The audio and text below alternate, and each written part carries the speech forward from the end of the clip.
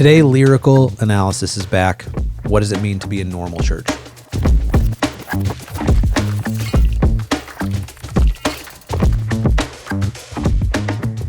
Welcome to the To Be the Church podcast, where we explore what it looks like to truly be the church in today's culture. I'm Tyler, Ben, Andrew. It is time for March Madness. Oh, I forgot about that. All right, well, that was fun to talk about.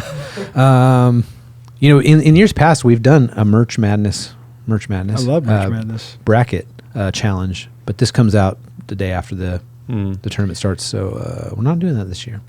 I used to drive that, but it's like, I don't got time to drive that. And no one picked it up and wanted to do it, you know? Over the years, it got less and less buy-in to March Madness, you know? Do you guys... Bracketology is so much much fun. Do any bracket stuff with your kids or anything? Yeah. I haven't filled out a bracket for years. I was actually thinking about it, though, because we talked about it last night, elder meeting, you and I. I was looking up, because I don't necessarily... It'd be more fun if we printed it out and my kids did it and we, put them up in the kitchen. So we do. Okay. I just needed to Google and find out how do you add up the points for, because when you do it on the online one, it does it all for you. Yeah. But, I'm sure know that, bro? Why would I know that? Yeah, so I love scoring brackets, having the physical paper, highlighting the wins, crossing the negatives. Yep. I love that, dude. Yeah, I can do that. 50. But just how does it add up? Again, 2 for first round, 4 for second round, 8, Okay. 16, Doubles. 32, Cool. 64. Yeah. Awesome. Yeah. Was that so hard? Amateurs over here. Yeah, dude, we do it. We do a men's and a women's bracket at my house, and Stop it. we do. And my 6-year-old won the women's bracket last year and got second in the men's bracket. Wow. James. And there's always a monetary prize at our house for this. Yeah. And so, he called it his basketball money.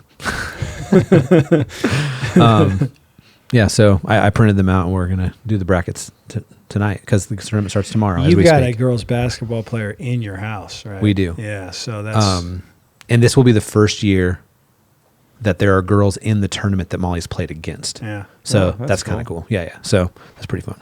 All right. So we used to do this segment on here quite regularly called Lyrical Analysis.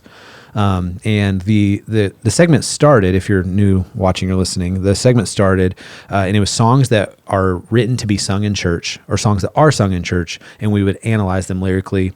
1, are they true? And then 2, are they helpful for the church to sing? And so we'd usually go line by line, talking through the theology of the song, or is this how we'd preach it? Or would this be helpful for our church? And sometimes we would say things like, it's not something we should sing. But if a church is going to preach things that way or whatever, okay. Other times it's man, this is just damaging. Other times we do songs that we love and all right, why is this song helpful for the church? And so I heard the song that came out recently. And this is not a song that is meant to be sung in church, but this is a song about church.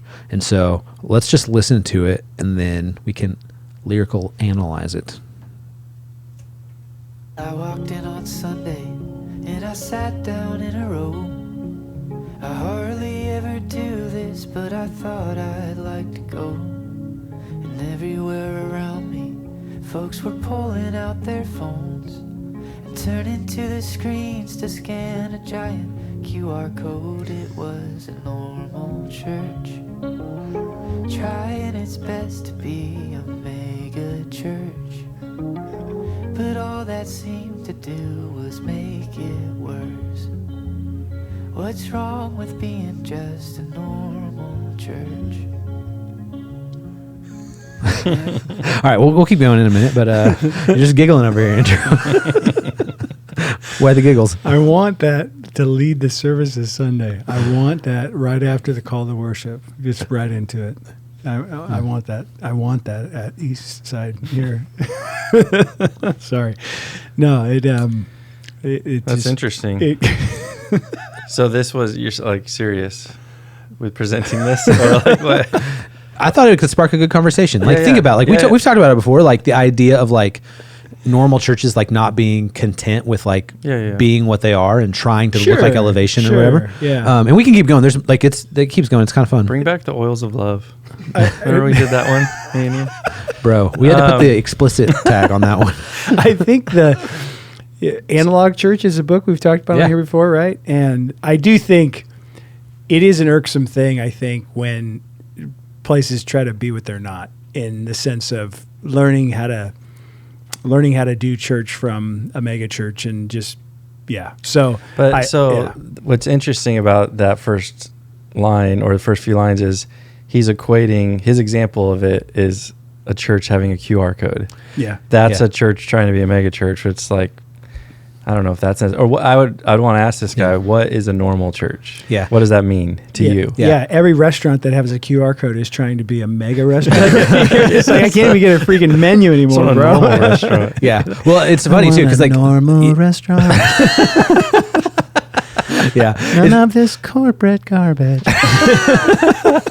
Is this your song? You sound just like it.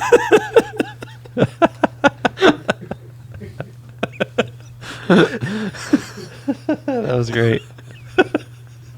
Tyler, you got him. I got Tyler. That's tough to do. It's an all-timer. That's tough to do. yeah, that's funny. And now I'm crying. Yeah, the first time I heard the song, okay, so like my initial take on it is one, I think it's like a very interesting point, right? Like I would say like the conversation can be had. It's like, and you brought it up right away. It's like, is a church having a QR code like that? And I was like, no, like as somebody who is semi-responsible for the communication of a church that has a lot of people in it and that we need to communicate a lot of things to a lot of people. It's like there are tools and that work, and like QR codes are one of those tools. Like we are here at Eastside. Like we say pretty much every Sunday, the host is up there saying like, hey, for information on all the stuff happening, scan the QR code. And so like there we could have conversations about like the practicalities of like things like that are necessary as you grow. But then also like, I think like there's a part of this song as well that's just like, what's so bad about just being a regular church? And first time I heard it, my initial thought was like, man, there was a season of my life in ministry where I really badly wanted to be a cool church. You know what I mean? Where like Interesting. like where I would look at churches that I saw as cool and be like, man, I wish we could do stuff like that. Or like where there would be certain people that would show up. Like I remember, I don't know if you remember these people, Andrew, but there was a family that came here to Westside for a while. And he like owned like an award-winning restaurant in Portland. He was like an award-winning chef. And it was like in like the heart of Portland in like some really cool neighborhood or whatever. And I was just like, they chose to come here. And again, I'm saying this like looking back at how ridiculous I was, Yeah. but it's just like, man, like those people like chose, that's awesome. You know, like, and like now I look back, I'm like, man, what was wrong with me? But yeah. Well, there's something, normal in the sense of fleshly that we all feel when you're up on a platform. You see a certain person and in your flesh you want to impress them or whatever. It's your flesh, right? It's pride, it's fear of man, it's whatever. But I think with this, again, I'm just wondering what is a normal church, because I'm all about the fundamentals, right? Yeah, you are, man. Fundamentals. But like, to me, if I was looking, because this conversation could turn into what should you be looking for in a church, and all of that stuff would kind of be irrelevant to me if they're like preaching the word, singing the word, praying the word. Like if it's a word-centered church, I don't care if your program is via QR code or it's a hard copy, those sorts of things. So, but I understand too, like mega churches are able to do some of these things really well, so it's not usually a distraction, I think, or it can be. I would say like Eastside has stuff kind of like that, but I don't feel like it's overdone or a distraction. I feel like it all serves like the main convictions and values. But you're right, like a lot of small churches try to be a bigger type church and have kind of the bells and whistles, and it does kind of become a distraction because you don't have the resources or the people to like pull it off, and it's kind of just cringy or tacky. And that's what I sense this guy saying is like, stop trying to be like some big flashy thing that's obviously not who you are, and just like be comfortable in your own skin and like be a simple church. And so I resonate with that a little bit. Trademark Simple Church. The it's like trying to big time, right? That Yeah. church is trying to be, or Sam and I used to always talk about, like, we'd go to conferences together, and at conferences you'd be talking with another pastor, but then a more big time pastor would walk by, and then they'd go talk to them, and then everybody's kind of looking at who the most big time. And so we'd always joke about that, of like big time, and that's what you're describing, is these churches that are trying to be something they're not, rather than just being faithful and being comfortable with where you're at. And that doesn't mean you're not trying to grow or whatever else, but yeah, I do wonder where this goes. I'm actually Let's find out. eminently curious at what's next, because this is some great stuff. Let's do this. Yeah. What is the song called? Normal Church? Normal Church, yeah. Yeah, the artist, his name is Thomas Austin. Normal Restaurant is the Weird Al Yankovic, the Weird Al Merchovich version. Yeah, and just to be clear, like, this is a guy who I followed on Instagram for the last couple of years Yeah. because I listen to him. I like him. But this is a new song. Here we go. What's wrong with being just a normal church? And there was a countdown to the service, and the band started to play, and it felt just like a concert if the concert wasn't great.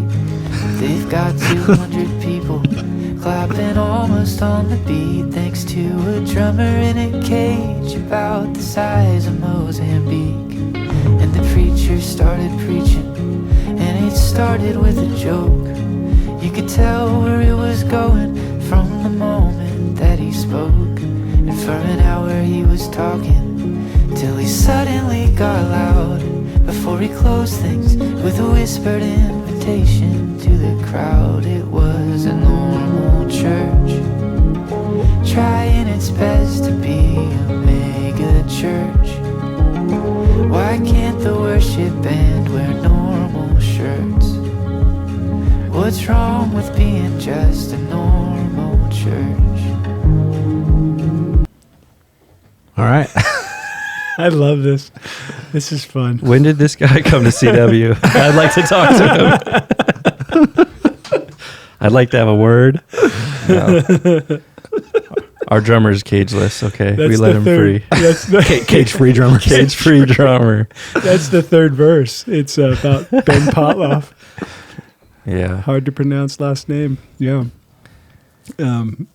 Yeah, that's wonderful. So, so the preacher, the Started preacher with a joke. started with a joke. How dare he? Knew where it was going. That's the thing, is that is preaching malpractice. Like, don't script your jokes, man. Don't.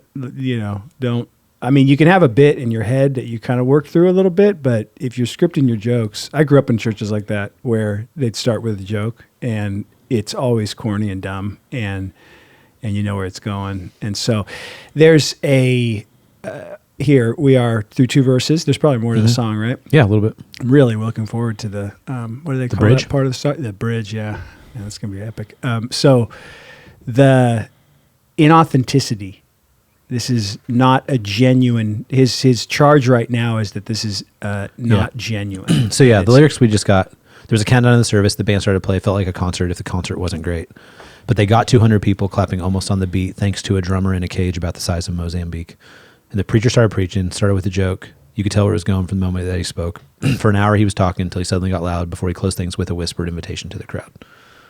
Yeah. Yeah. Yeah. So he was seemingly talking for an hour in monotone, and then he got loud at the end, which you got to have some voice inflection throughout. That's homiletics 101, bro. So I think that it's inauthentic and it's trying to be something it's not, etc.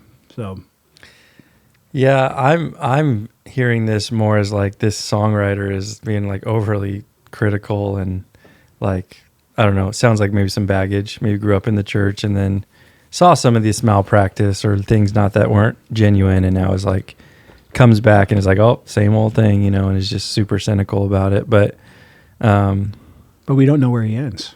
I don't know. There's an idea, like, and I feel like there's an article titled this or with this idea of like, hey, churches, like, act to your size. Yeah. And like, there is something to be said. Years ago, we went to a multi-site church to kind of check out what they were doing.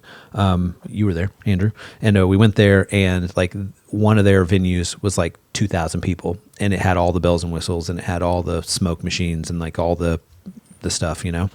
And then we left and went to a satellite campus that was like 75 people, and the room was way smaller, and they tried to recreate the exact same thing. They sang the same songs, they had the same smoke machine, they had the same lights, but it was like in a room like barely the size of this room that we're recording in right now.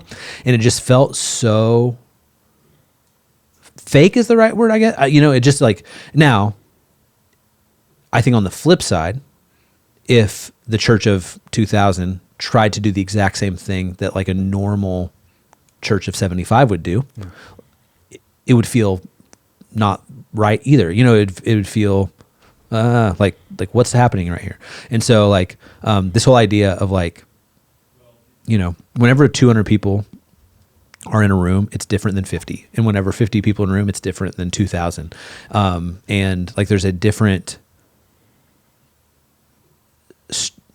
strategy, the right word? I don't know. There's like the aim is the same, to glorify God and encourage the believers and like be a witness to the watching world. But how that's played out like should look different based on size as one factor.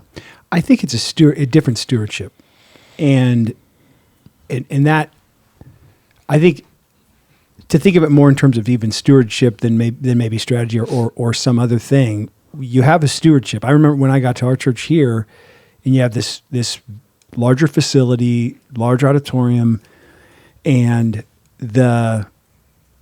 in a location that is super prime in a really growing area, and those things in an area that had been growing for a decade plus before we got here. But the church was really in need of revitalization, and they were running 2 services, and they didn't need to run 2 services. We only needed 1 service, but they had been large for years, and then they got smaller. And instead of right-sizing to 1 gathering and just working to build from there, they didn't want to give up that second gathering because it was an admission of something that they wanted the status of having 2. So you'd have a gathering where there are more people working on the stage. There are more people on the stage and in the sound booth combined than there are people sitting in the seats, you know. And so that's it's a stewardship thing, and but I remember stewardship, in that concept of stewardship, I remember going, this shouldn't be a small church. Like this is the facility that this is in, the location that it's in. And it wasn't a small church. It was like almost 500 people when we got here, and it was mid-sized church, but it was set up to be a large church, you know.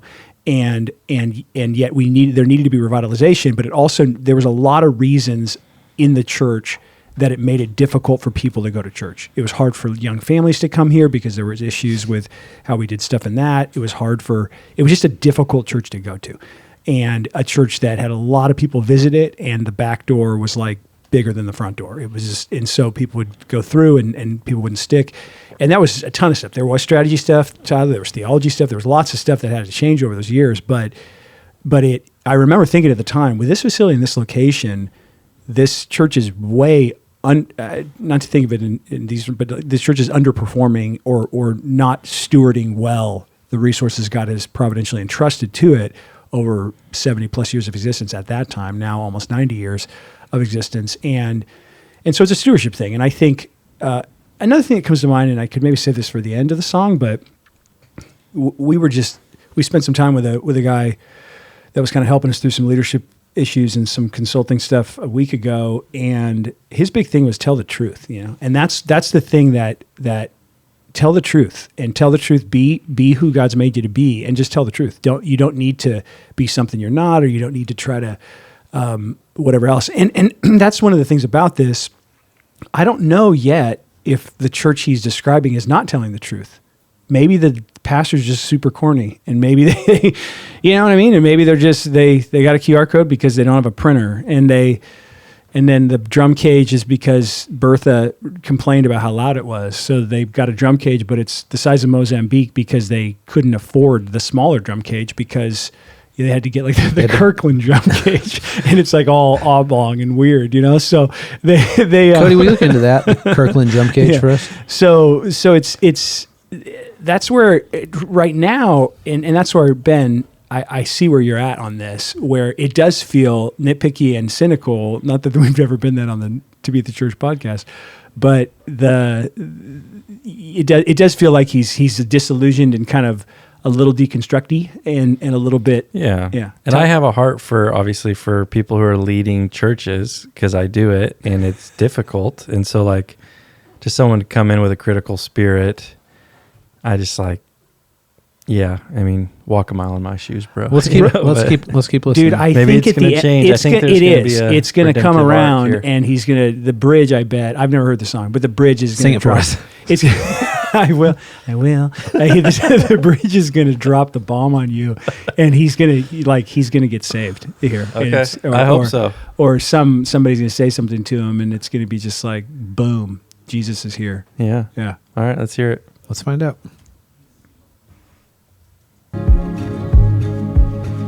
Well, you can see that it is written on the website mission page, in the prayer requests and Sunday best and hazers by the stage, in all of the theology that's stacked up on the shelves. We're on the hunt for something so much better than ourselves. We are a normal church, trying our best to be a mega church. We sign our emails with a Bible verse. We're tithing 10% to concert merch. We raise our hands and hardly know the words, then close our eyes and hope our prayer gets heard. We've got a building and a lot to learn about what it means to be a normal church.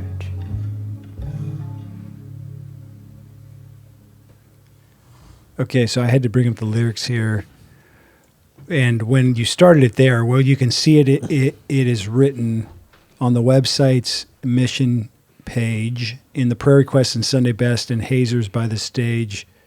What's a hazer? Oh, it's like a smoke machine, fog machine. Nice. That makes sense. Kind of gets the room a little hazy. Yeah. Learn something new. What's the Greek of that?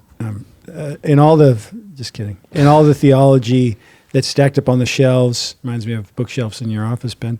We're all like the books that are there. We're all just on the hunt for something so much better than ourselves. But here's the key. He then goes into the third person plural pronoun, we. Okay? So he moved to that in the last verse, right? Yeah. Every other time it was a normal church. It was. And then we are trying our best to be a mega church. We sign our emails with a Bible verse. I sign mine with the thing that's the release of, like, if you share this information, I'll sue you. I got that from a former XP we had. I was like, I'm going to put that at the bottom of my emails. We're tithing 10% to concert merch. That's funny.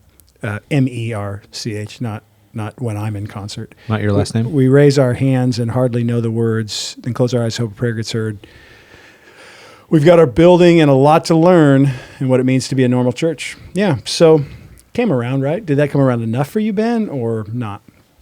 Well, he just turned it from like the church as a institution and the leadership to like we the people are the church, which is theologically accurate. And then he's being, critical of like us, like the church. I'm part of this problem. So I can see both sides of it. Like we've kind of talked about it. I can see what he's getting at. But I also can, critique his critiques a little bit. Yeah, you wonder You if can't triple stamp a double stamp. you wonder if this is if the last thing there. Yeah, we are a normal church trying to be our best. So he could still be in the position of critique of us as Christians in our churches. It's not. He's including himself in that though. With but I read it like, I think my initial read was maybe a little too charitable. I read it like he's there. This is his church, whatever. But if you remember the first part, I walked in on a Sunday, sat down in a row, hardly ever do this, but I thought I'd like to go everywhere around, And so he's talking about sort of visiting a church at the beginning, and then he's talking about we. I mean, the we would lead you to believe that he's sticking, and yet it does still read like a veiled not even veiled. It does still read like a strong critique of these different things. But yeah, I wanna don't be tithing 10% to concert merch, but whatever. I want to go back to something you said, Ty, if we could. Nope. About you were said that the strategy changes from like a smaller to a larger. Like what do you mean by that? Because like I'm thinking even like East Side and CW, obviously very different size dynamics. But like, what's the difference? Would you say on a Sunday morning? Yeah, I think what was in my head at least is, so Max and I actually met this week and we were talking about the communication differences in our churches, and there's a reality where let's talk about just like telling people about what's going on in the life of the church.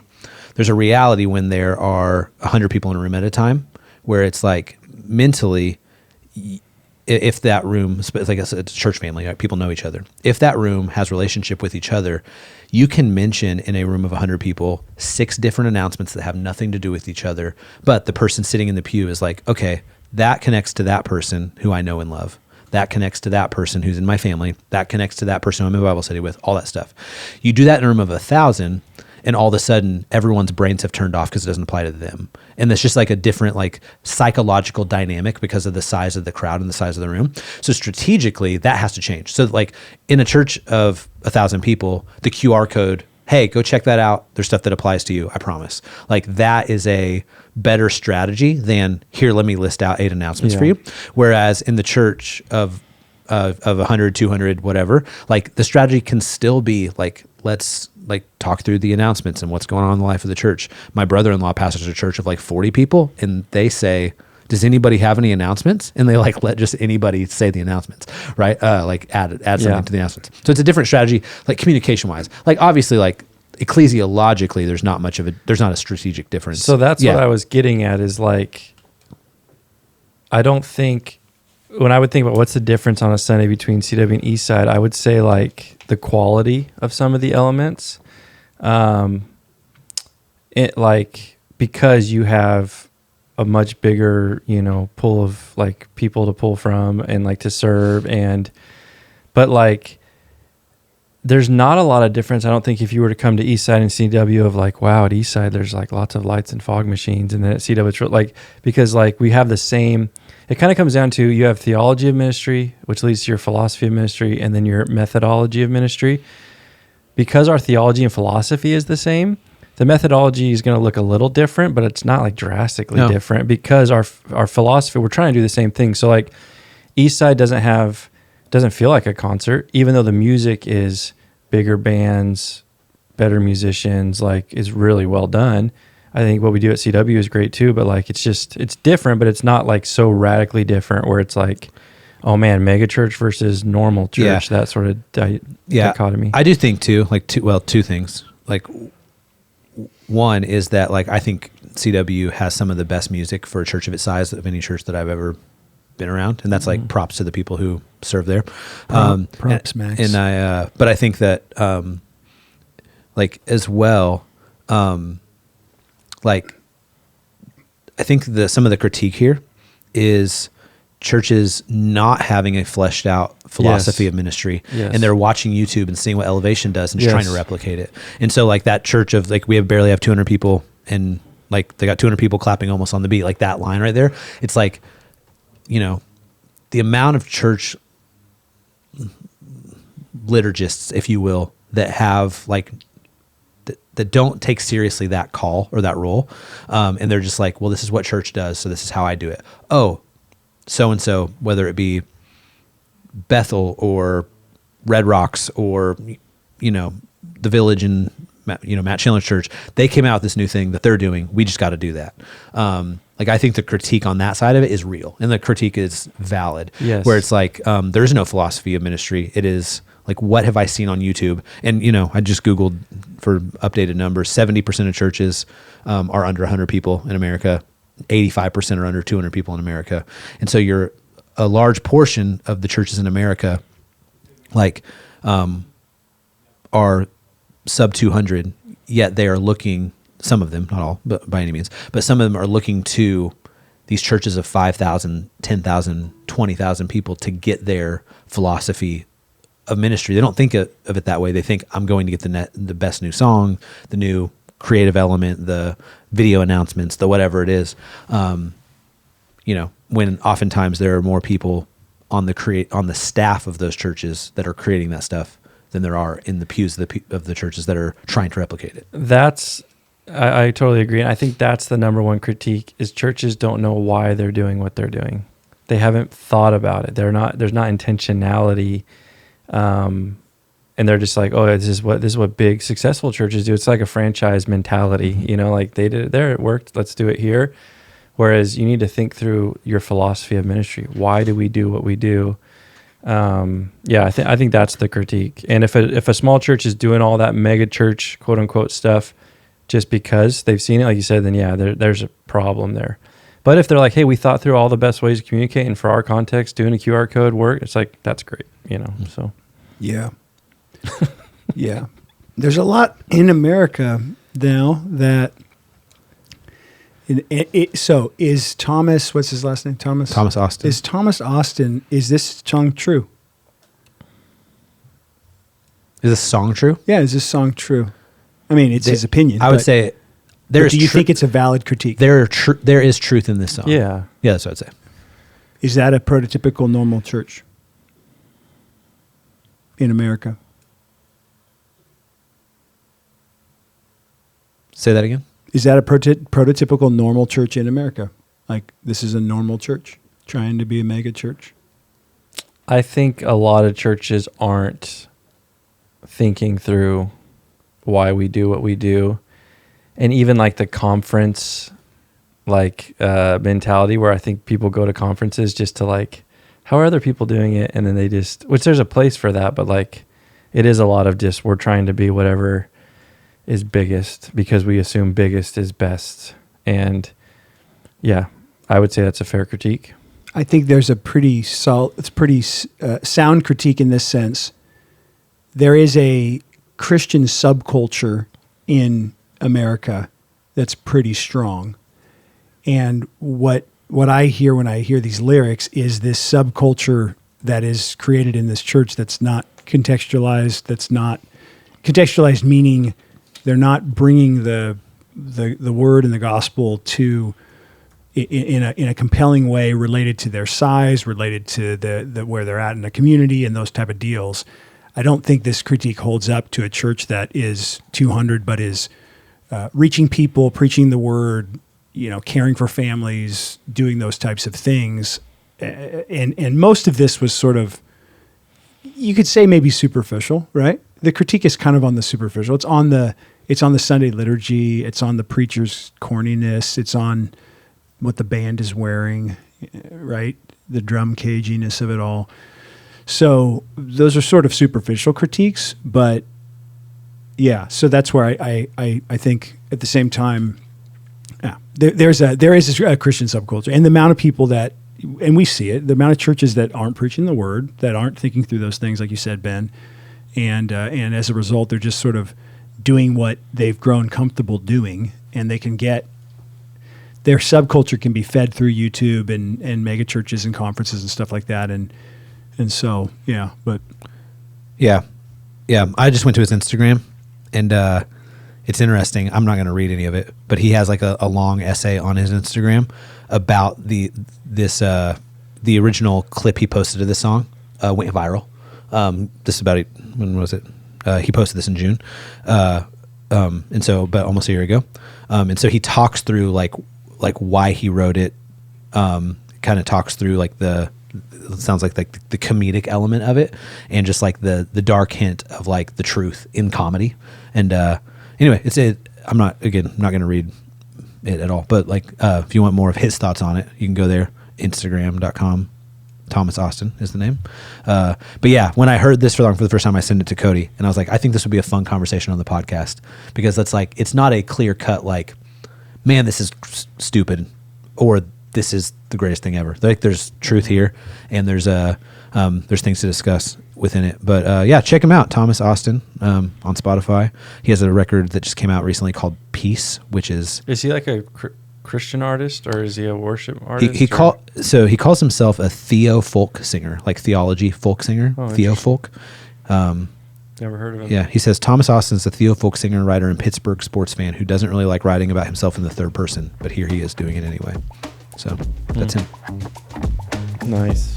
Good time. Send us songs, send us questions, podcast@bethechurch.com. Have a great week.